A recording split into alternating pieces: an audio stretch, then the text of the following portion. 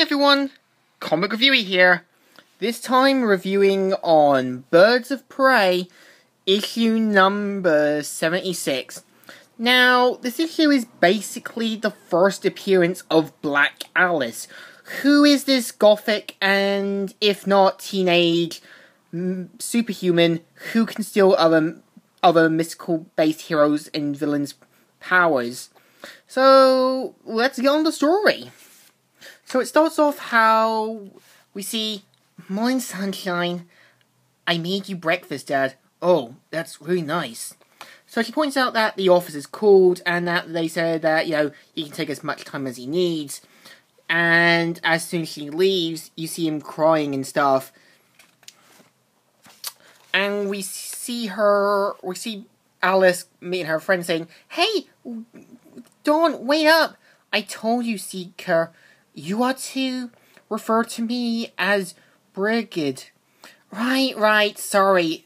So, we having circle tonight for Marin Equinox? They point out that, we haven't decided yet, but she also says that she needs to go back home to make her dad dinner. And we notice her looking at the drug dealers and stuff, and later on, at her kind of lesson, Laurie ends up, doing drawings and stuff.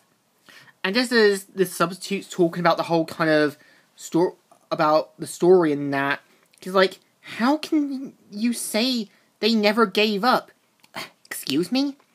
I mean, after the incredible boring journey, and all the malware laws kills himself, 3 years later, isn't that giving up?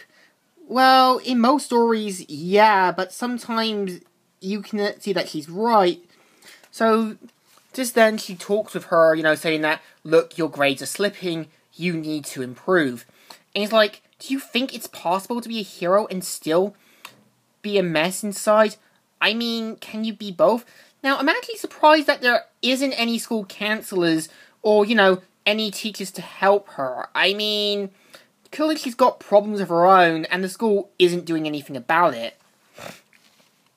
So, meanwhile, we see Laurie talking with her friends, but they decide that they don't want her in their group, and leave. And we see her boyfriend saying, "Hey, I told you those skank witches were bad news.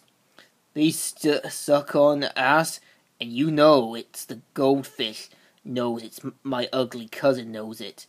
Come over." Okay, for a little while.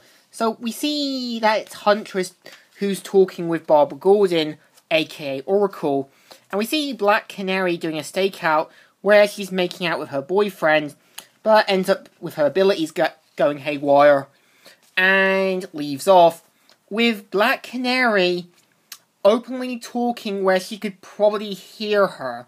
How is a gothic teenager with the abilities of every mystical hero not able to hear her? So, meanwhile, we see that, Dick Grayson's left her a message. And we see that Black Canary's checking out where the shopping mall is, but says, "I've lost her." And we see that the drug dealers are pretty much saying, "Tommy, try to strap my ride in my zone? Man, he's ditching my sister when he pulls that crap on me. Oh, that ain't right. Know that." And so we see, Laurie becoming Black Alice again and using the mystical abilities of Dr. Fate, where she tries to lift up the car and tries to kill them, but Black Canary stops her just in time before she makes a mistake.